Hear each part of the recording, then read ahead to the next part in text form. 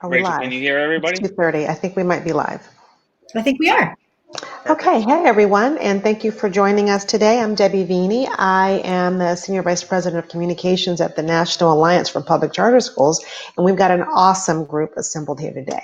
So I want to lead us through a really great discussion about how charter schools, specifically independent charter schools and small networks, really pivoted in the time of COVID and just showed up as their very best selves, really did whatever it took to serve students, to serve their communities.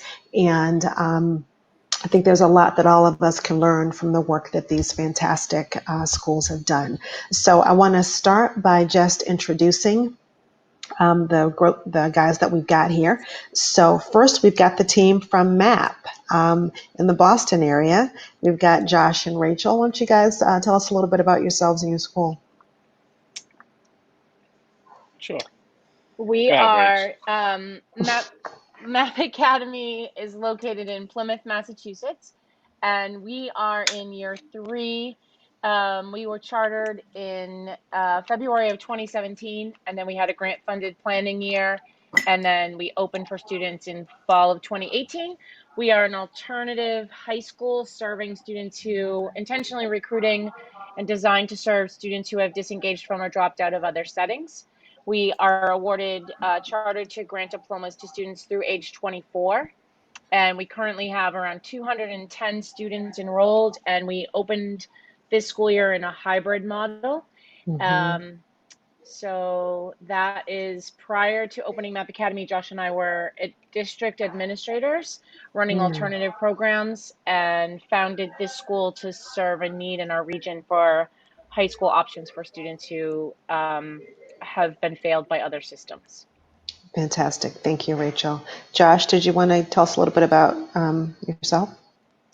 Sure. So I'm the other co-founder of Map Academy, and like Rachel said, it was really Map Academy was born out of the work that we were doing in the district with uh, specifically running programs for kids who had dropped out or were on the verge of dropping out of school.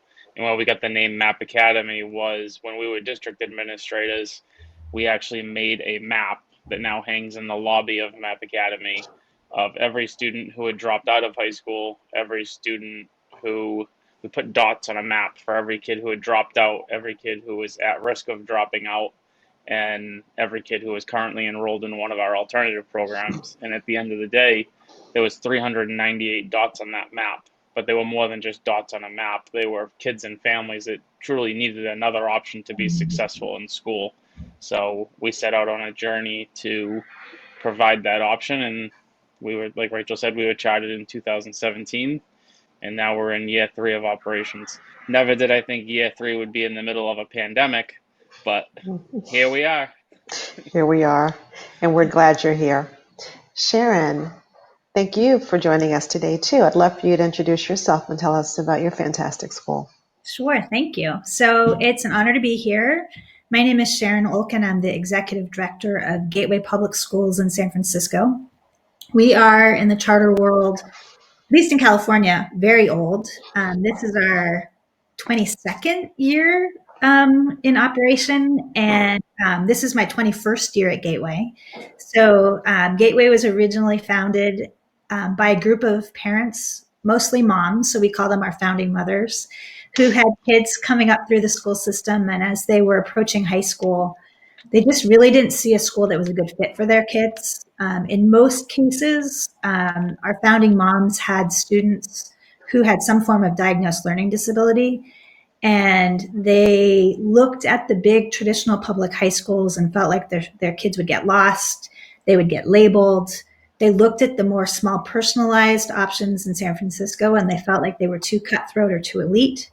And so they set about creating a school that put learning at the center and really recognize that all students learn differently, and it's the job of the school and the staff to figure out how that happens. And so I came as a 10th grade humanities teacher, and eventually became assistant principal, then principal of Gateway High School. And in 2011, we opened our second school, Gateway Middle School, so that we would have the opportunity to serve kids in 6th through 12th grade and really work with them in those formative middle grade years when the stakes aren't quite so high in terms of your transcript, but they're really high in terms of your self-perception and the development of key skills. And so at that point, I became executive director. And so I've done a little bit of everything in the 20 Indeed, you years have. there. Yeah. What an interesting background and story. So, Sharon, I'm going to start digging in a little bit with you. So, Gateway, as you've described, is a really pretty interesting model, an interesting place. So, at the start of the pandemic, everybody is kind of scrambling around trying to figure out the best way to handle this immediate pivot to full-time at-home learning. And your team specifically emphasized sharing your resources, working with other schools in the area, both district and charter. And this is a time when people were kind of hunkering down, trying to figure out like how to cocoon and wrap their resources around what they had. Tell me about the strategy behind looking outward and choosing to be collaborative at this time.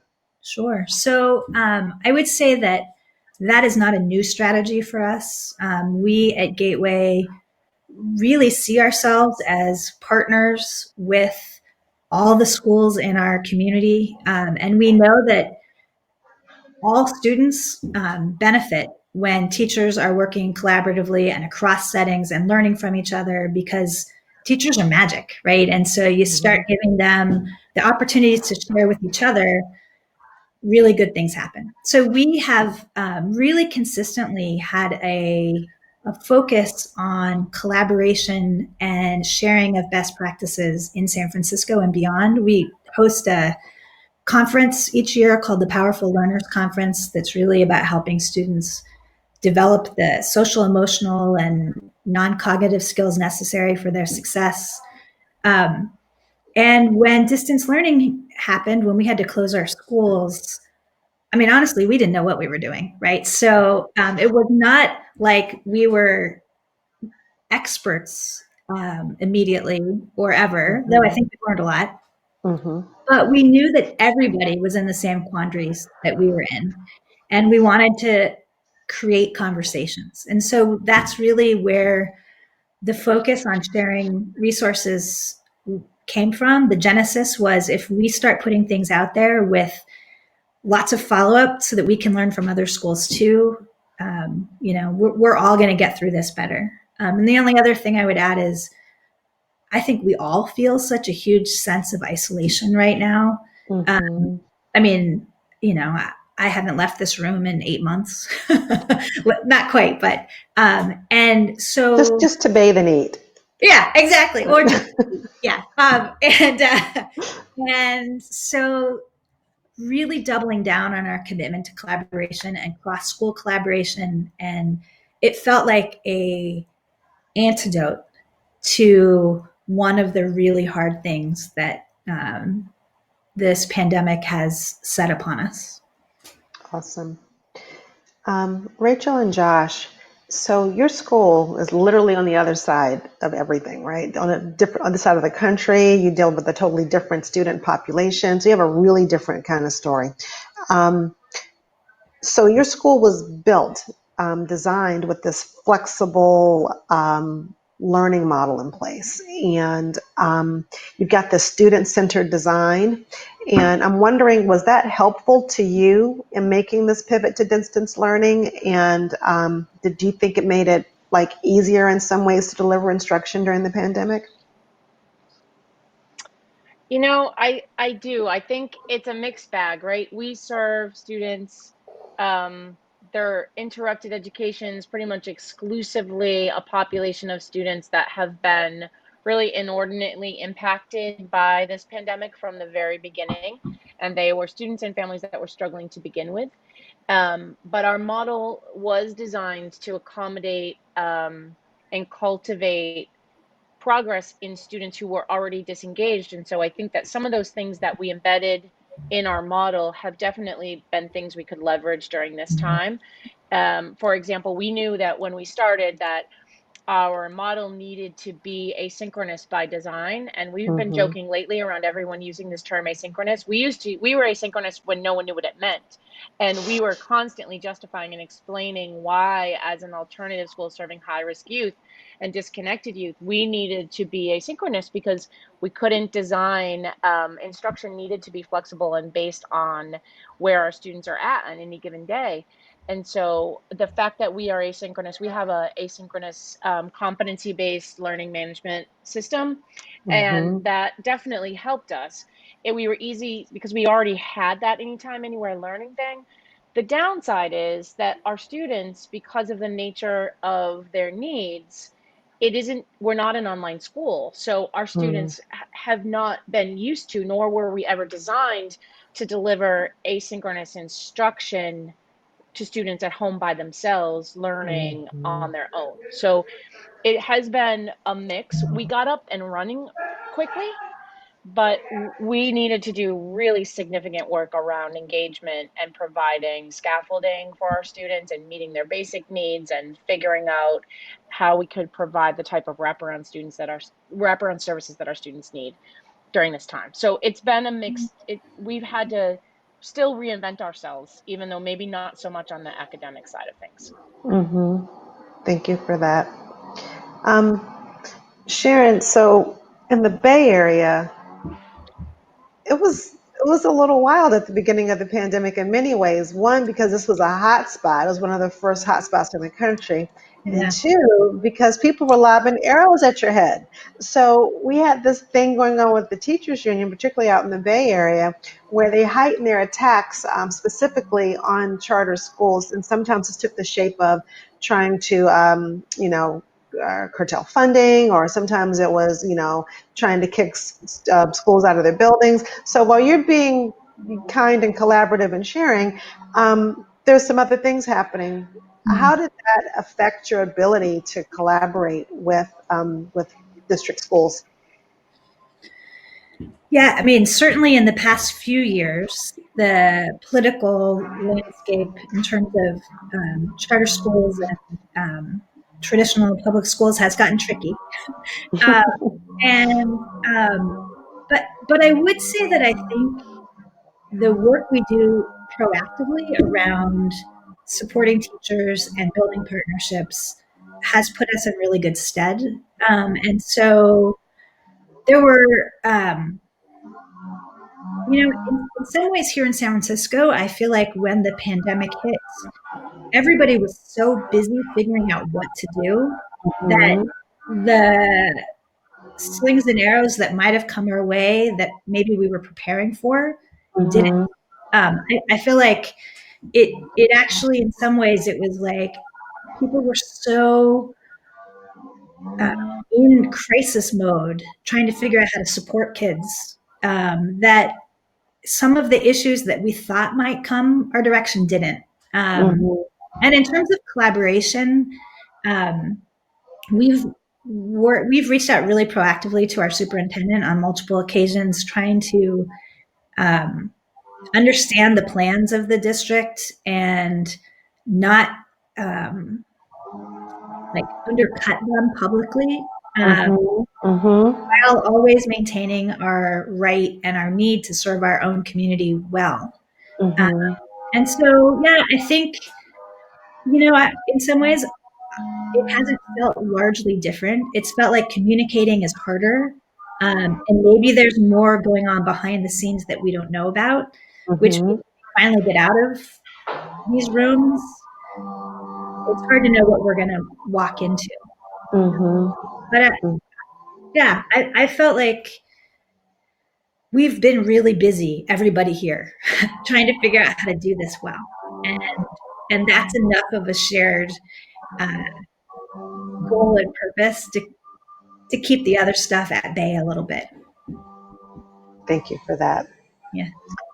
So, Josh, Rachel was just telling us about how you really, in some ways, were already doing some things that served you well during the pandemic, like asynchronous learning. And I heard her say that it wasn't intended to be executed with students at home and by themselves. And so here's my question for you. Since you clearly weren't planning for that to be the case, how quickly after the school had to physically close its doors were you able to get students all the resources that they needed to be able to do distance learning? So we made the decision to go fully remote based on guidance from the state of Massachusetts on a Friday, and we were up and running by Monday to go fully remote. Our students, fortunately, we had the learning management system already in place. We had every student at Map Academy already had a school issued Chromebook, so that we Mm, didn't have to have that sort of, we didn't have to go into the ring of fighting for Chromebooks with local schools. We had a surplus of Chromebooks on site here. One of the harder wow. things was a lot of our students, because of the situations where they live or they're transient, they leave their computers at school. So we had to find a way to sort of deliver computers to them if they left them at school. But as far as moving the academic side of Map Academy to fully remote, it didn't take much to move the academic side to fully remote. What was really hard was moving the support services that we provide to students. I mean, if you were to come to Mhm. Map Academy, we have a shower that our students use a lot. We have a laundry facility that our students use a lot. We have 2 full-time social workers. We have outreach coordinators who are sort of the contacts for students and families. So providing that type of support. I mean, kids, no one was used to this whole Zoom world that we all find ourselves in now, particularly kids who didn't really have access to Zoom. I mean, they've used Google Hangouts before, but it was a completely different way of going about delivering student support. So what we ended up doing first was delivering meals to students' families, and then Mm, that ended up transitioning into, well, if you were going to the student's family, maybe we could do a quick FaceTime with one of our counselors. Um, mm. we in Massachusetts, That's clever. we've been fortunate to not, we're a school for exclusively off-track youth. We met a need for the area, so we haven't had that pushback from area schools. Rachel and I were former district administrators for the district that our school is located in. Before we closed down due to the pandemic, we were in communication with the public school to make sure that we were on the same page. Um, and I think that we were able to do it pretty quickly. I mean, we told our staff on Friday that we were going fully remote beginning on Monday, but the expectation was that every staff member was still going to be working full time, albeit it would be remote, and it would take a little while before we could get everything fully up and running and how we were going to build out a schedule fully remotely. But the expectation was from day one that we were going to be all hands on deck providing services to students, and we Hmm. have since we closed. Sharon, you have, again, a really different population of students. First, we have a middle and a high school. And I'm wondering about the needs of the students in those two schools, the middle school to the high school, and how you differentiated and provided the specific needs that each of those kinds of students needed. And what did parental support even look like during that time? Mm-hmm. Yeah, so we similarly we made the decision to close on a Thursday. Mm-hmm. And we had Friday was set up as a professional development day, which was really perfect because we were able to on that day bring all of our staff together and prepare for distance learning. So we sent And how we big is your staff? So we have about 100 people Okay. across both schools. Yeah, across both schools. So what we started out, we made 2 weeks worth of paper packets in every class for our students, and then we delivered them to every family, so that they had 2 weeks worth of work. And then in those 2 weeks plus spring break, we distributed Chromebooks to about a third, maybe a little more of our student population, so that when after we got back from spring break, we were up and running in something that was online. Um, And we worked with our district around providing meal service. We have a lot of students who really depend on the meal service. And so we're part of the district for meal service. So here in San Francisco, that actually increased what they were able to receive during the pandemic. And so in terms of what's different at the two schools and what the students and families need, initially at our high school, well, we started off last spring with a distance learning program that was largely asynchronous. And what we found was our high school students were doing all of their work at 4 a.m. The natural biorhythm of teenagers, without the constraints of school, they lost any sense of normalcy. And so recreating for our high schoolers some of that structure that helps them survive was really important. For our middle schoolers, especially the sixth graders, without consistent check-in, when we started out with a pretty asynchronous program, it was too much. They needed the human connection. They needed the scaffolding that teachers could provide quickly and easily by connecting. And so that was a big thing, reconfiguring the schedule. The other thing for our middle schoolers, many of whom can't be home alone, they were moving around a lot from one household to another because a lot of their parents are essential workers, and were still working, right? So a lot of bus drivers and clerks and so they were not in a consistent place, and that was really hard. And so trying to figure out who were the people we needed to coordinate with, and in order to provide that connection to family, was hard and took time, and continues to be hard. Yeah, so those are some of the big things. We, like I mentioned, have a big focus on supporting students with learning differences and disabilities. And so figuring out how to provide necessary supports and accommodations in a distant setting has been, a high priority. And I think it's something we've figured out, but clearly there's so much lost when you're not in the same room with kids, especially kids who struggle with attention. And so, yeah, those are just a few of the things I can think of off the top of my head. Rachel and Josh, I don't know that there is a clear answer to this question, but I've got to ask you, what does an average day of instruction look like for a student in your school now that you're doing distance learning? Well, there isn't really an average, but There there's isn't an an array average. of different ways that it looks. There's a lot of layers to it.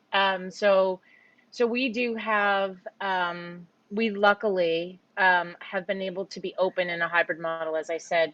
So about 75 to 80% of our students are coming in at least a couple of days a week.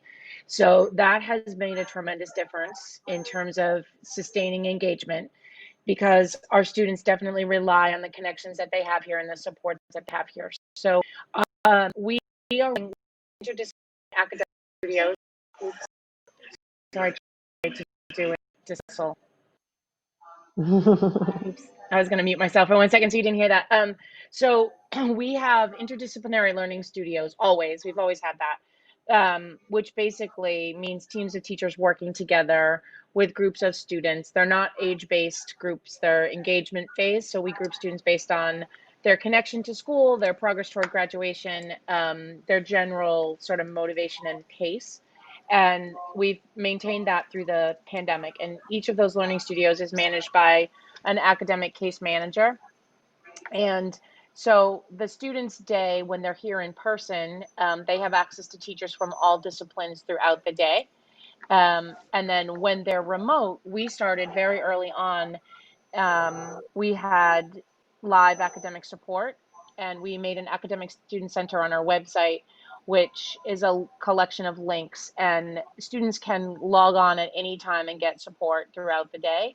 We've moved that now that we're more open and more established with this process. It's now more like a video virtual receptionist that they can check in and be diverted to the support that they need. And then we offer synchronous courses throughout the day. So students are able to work on their asynchronous coursework through the tracker, which is our learning management system. And then we're offering throughout the day synchronous seminar type courses for students that benefit from that structure. As you were talking about, Sharon, same thing. Our students are very accustomed to being able to work at their own pace. So, but there's also, even when there isn't a pandemic, we also have blocks of the day where we want them working together. We don't want them working, they need to do a mix of things. So we have sort of added layers of additional things. We're just starting to add more elective courses over time now. In terms of, we're offering a driver's ed course virtually, we're offering a theater Wow, course that's virtually, we're interesting. offering, so How does that work? Rachel, how does that work? Have been able to, I think it's, well, not the drive time portion, but the classroom portion. So we've Okay. just been, now that we've sort of settled in, some of our existing partners, because we're such a small school, we've always done a lot of experiential stuff with partners. And Mhm. so as the pandemic has gone on, our partners have gotten better at their virtual and remote learning and remote opportunities. So our driver's ed partner has now offering the classroom portion of driver's ed via Zoom. So, and then our theater partner, the theater company that is also they've adapted to being able to do more like acting for the screen.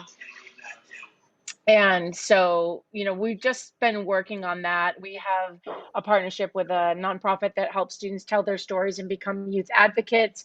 And they've gotten up and running digitally. So there has been, I think, a little bit of, we've been able to add layers to that average day to sort of sparks to, it's not the same, but at least we're able to provide more variety in terms of offerings. Our students don't do well with Zoom. They, very few of them, unless they're meeting individually with a teacher, they do that well, they'll do that, but most of our students don't have the self-confidence, and they don't have the comfort in their surroundings, where they are able to engage remotely. I mean, we have a ton of hotspots to help with the digital connection stuff, but we definitely find we do a community meeting weekly, and via Zoom, and our students won't we don't make them turn their cameras on, and we know that they're there and they'll chime in the chat, but there's a lot of reasons why. So we're working to try to create more, all the time, to create more layers to that average day.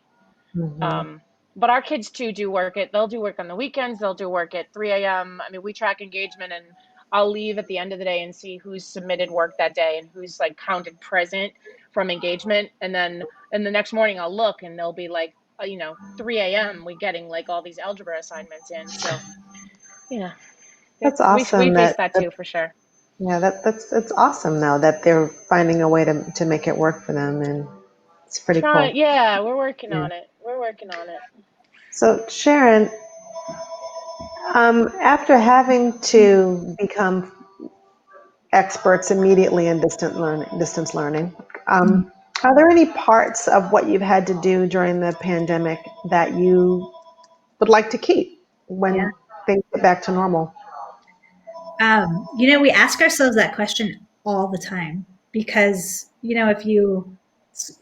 it's like you're solving new problems right now and using new tools. And so that's such an important question about we know that traditional school had lots of compromises built into it, right? And we know this has lots of compromises built into it. And so how do we maximize the stuff that isn't a compromise, right?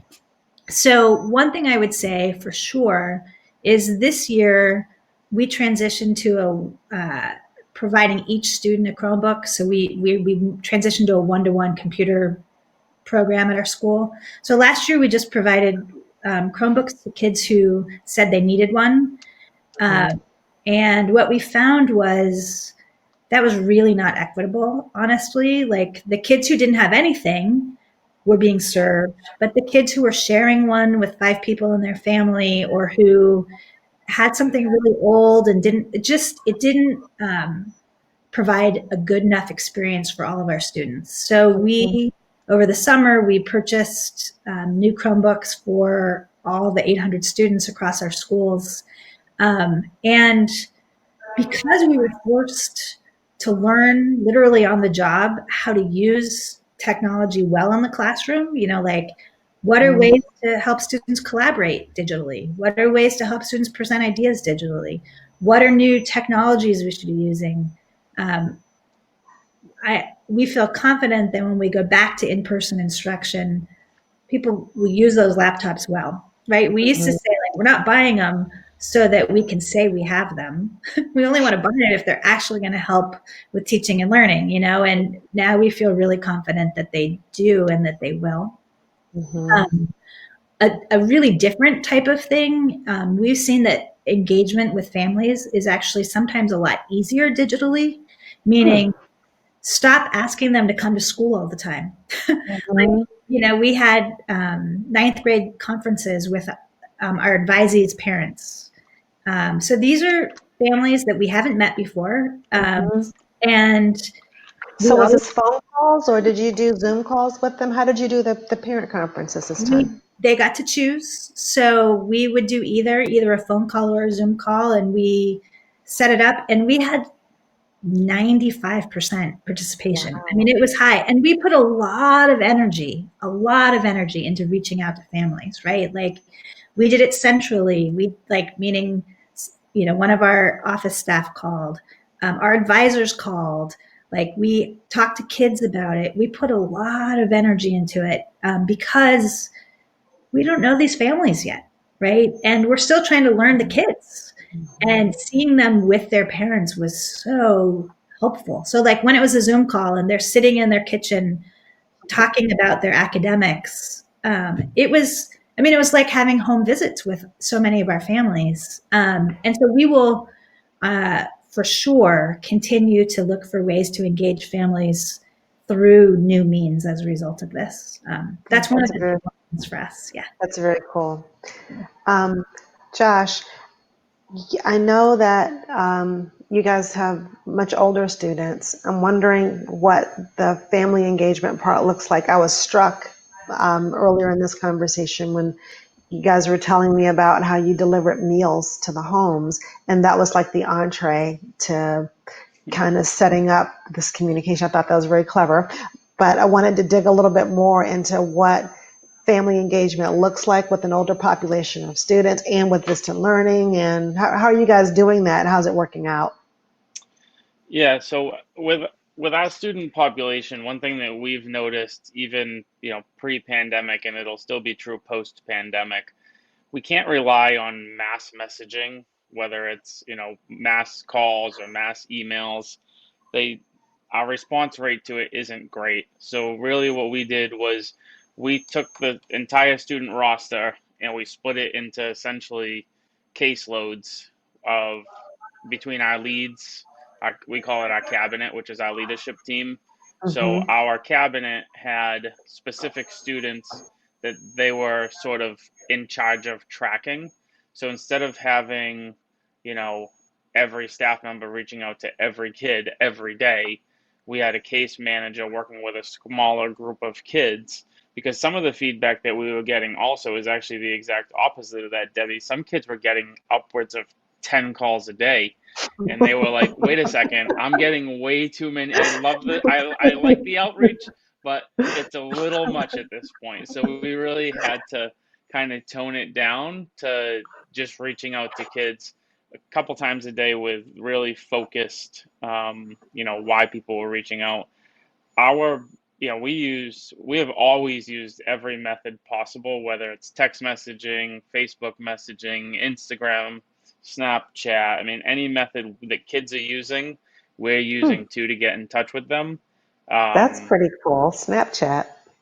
Yeah, Rachel's more the social media person than me, but it's we used Instagram Live too quite a bit. because it was the kids are connected to it, so we used it.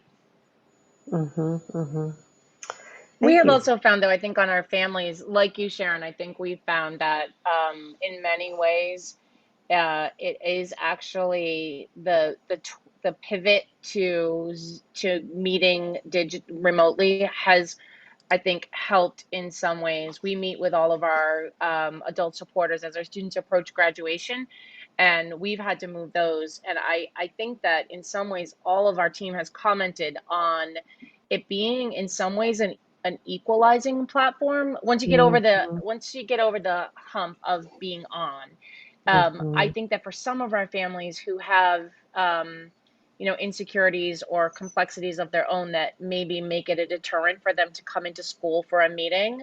mhm. I think that there's something about this platform that is in some ways levels the conversation and is providing a certain degree of comfort that we're finding is working really well, actually, in certain situations where we would not have had luck necessarily in getting the family supporter to come into the school, but they're more likely to engage with us via That a Zoom is, meeting. yeah, that is really counterintuitive. I mean, who would think that having this, switch to this platform would actually increase inclusivity, and be Mm. something that levels a playing field.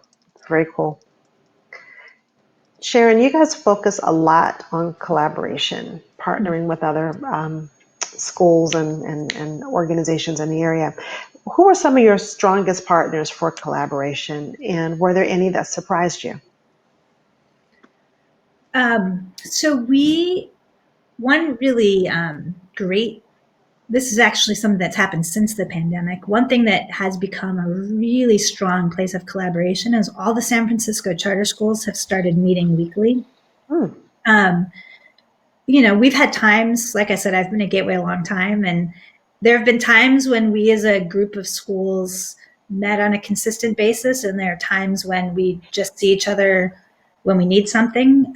But we've been meeting every week to share ideas about how to do distance learning, to help each other learn some of the state compliance requirements, to partner around testing, all sorts of things. And so that has been, it's not surprising, but it's been a really nice byproduct Mhm.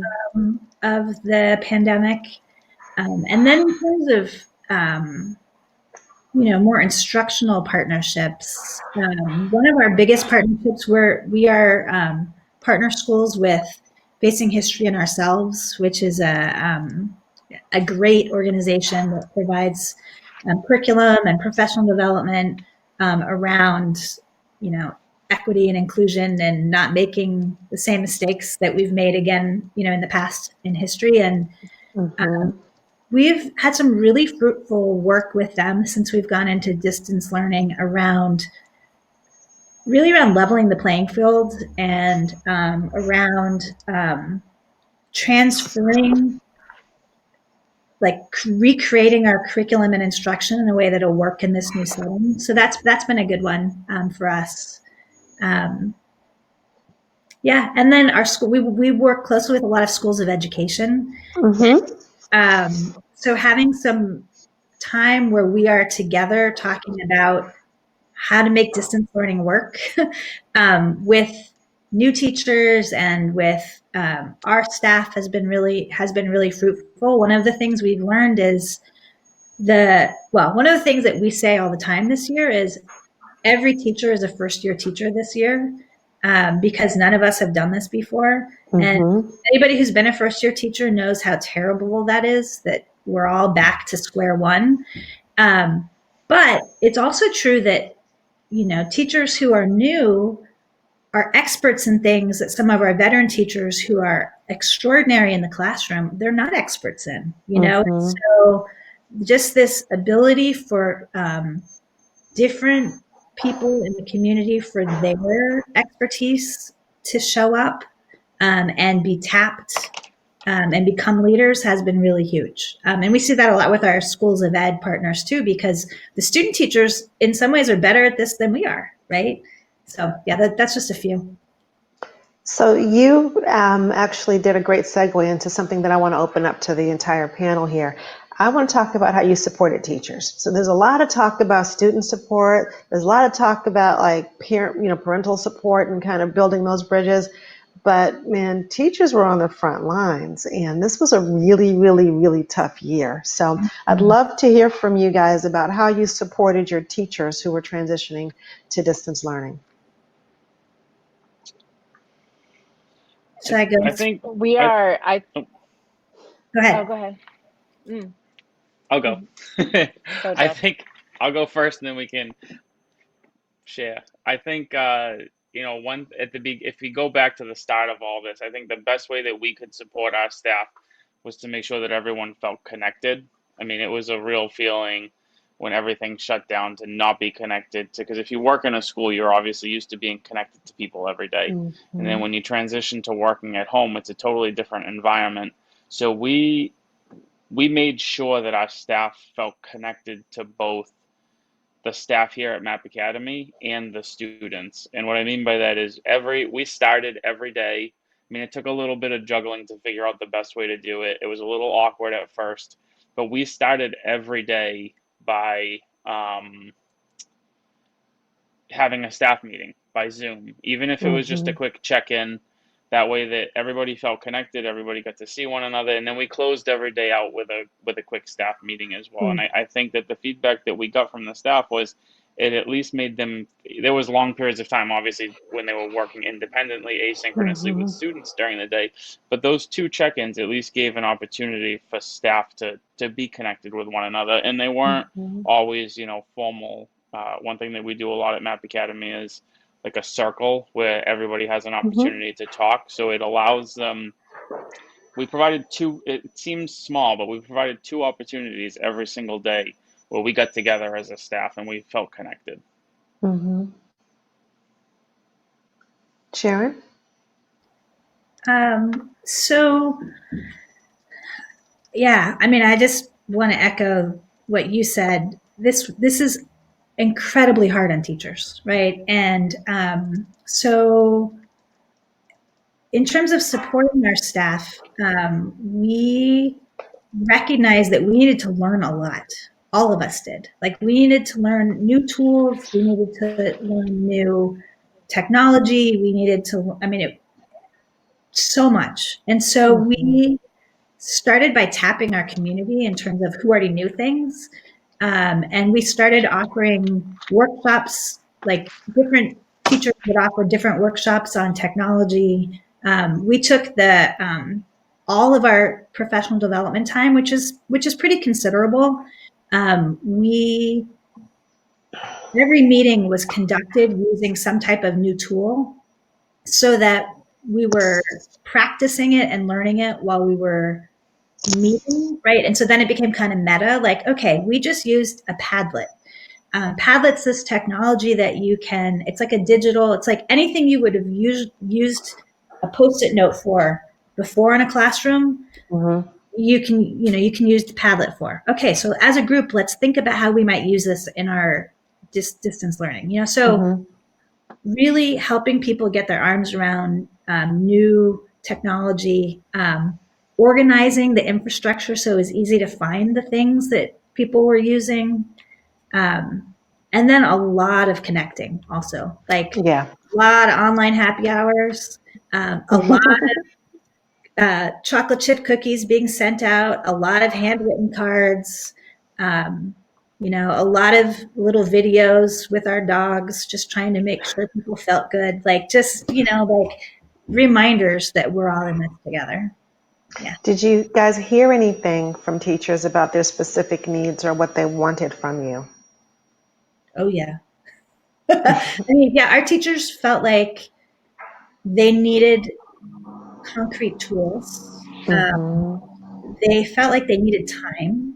Time was a big one. It's always a big one in school, right? Everyone always needs time.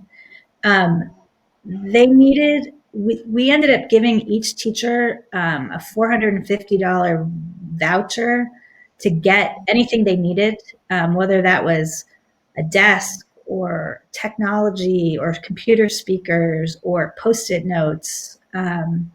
They needed stuff, you know. Mhm. Yeah, and they needed to feel connected. I mean, Mhm. I just agree so much with what you said, Josh. Like that was the biggest, hardest change. Um, Josh or Rachel, did you guys want to add anything there with what you might have heard from your teachers? Our teachers needed, I think, um, we're really lucky to have. I mean, I agree with what you said at the beginning about, I mean, teachers are magical and they're magicians. And we have a phenomenal mission driven team serving students who, through this whole time, have been really, really significantly impacted. So, part of what our teachers needed was time to process.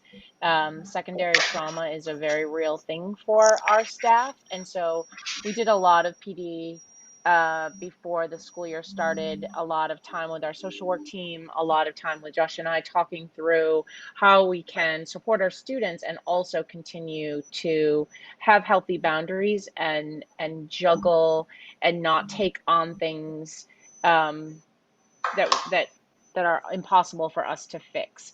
So that I think has really helped. We really prioritized the teacher experience of student trauma this year as we launched, because that's always a thing for us. And then our support staff supports teachers as well as students. And so providing that, we're very, very fortunate that our whole staff is working on site. And that has really helped. I mean, we're still holding meetings by Zoom because we're social distancing within the school. So we're Hmm. connecting with each other via Zoom, even though we're here on site. Wow. But I definitely think it has helped staff to feel connected to the place and to the work. And it has decreased some of the isolation that people were feeling. So I've Yeah, got to ask this. Oh, I'm sorry. Go ahead, Josh. no, I think the other thing as we were bringing staff back into school was just assuring them that we were able to meet all of the regulations. We had the PPE for both staff Mm. and students. Um, just making sure that they felt safe in their return. I mean, we surveyed the staff in the summertime, we surveyed the staff before they came back. Um, to make sure that everyone felt safe. We had individual conversations with every staff member to make sure that they truly did feel safe coming back to school.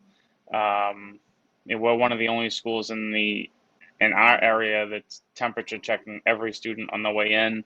We're a small school, so we're able to do that. But really, just demonstrating to the staff that we were doing everything we could to keep them safe. I mean, there Mhm. was a time this year where we have 25 staff members, and there was a time where we had to quarantine out of an abundance of caution. We had to quarantine 9 of them. So that's That's a that's a big lot. hit to a staff. But we wanted Yeah. we did it because A, we had to, and B, we want the staff to know that we're doing everything we can to keep them safe.